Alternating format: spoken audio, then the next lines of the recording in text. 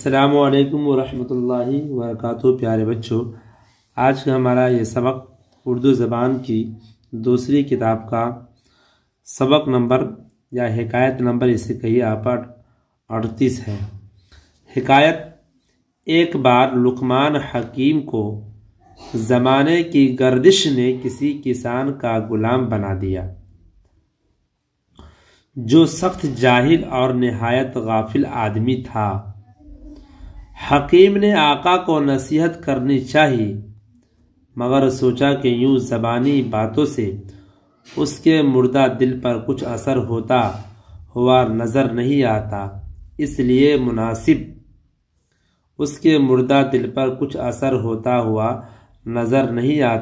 لیے مناسب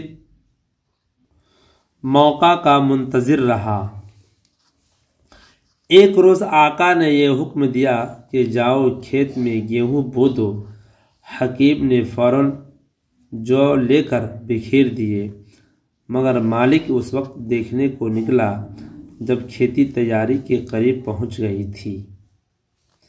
اس نے اپنے حکم کے برخلاف گیہوں کے بجائے جو اگے ہوئے پائے تو نہایت غضبناک ہو کر غلام سے پوچھا، کیا میں نے تجھ سے گیہوں بونے کی فرمائش نہیں کی تھی؟ حکیم نے جواب دیا، حضور، بے شک میں نے آپ کے حکم کے خلاف جو بو دیے، لیکن مجھ کو امید یہی ہے کہ غلہ اٹھانے کے وقت ہم یہاں سے گیہوں سمیٹ کر لے جائیں گے۔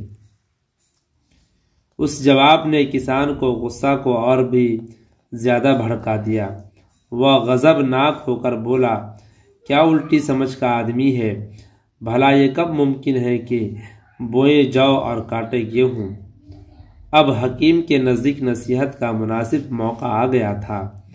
اس نے نہایت نرمی سے کہا، حضرت، یہ بات تو میں نے آپ ہی کے طور طریق سے سیکھی ہے، کیونکہ میں ہمیشہ دیکھتا ہوں کہ آپ گناہ اور بدی میں مصروف رہتے ہیں، لیکن پھر بھی خدا سے جزائے خیر کے امیدوار ہیں۔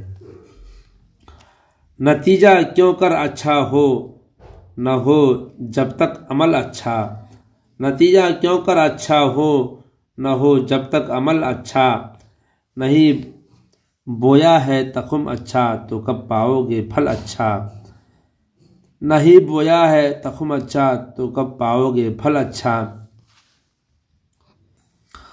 کرو مت آج کل حضرت برائی کو بھی ابھی چھوڑو، کرو مت آج کل حضرت برائی کو ابھی چھوڑو، نہیں جو کام اچھا وہ نہ آج اچھا نہ کل اچھا، نہیں جو کام اچھا وہ نہ آج اچھا نہ کل اچھا۔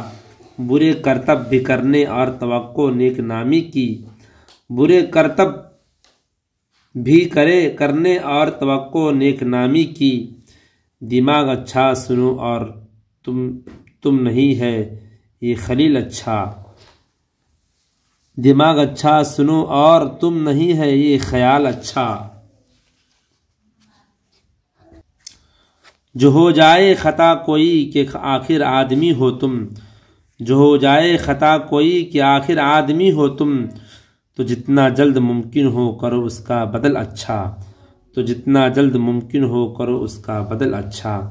جزا غضبناک خیر منتظر توقع۔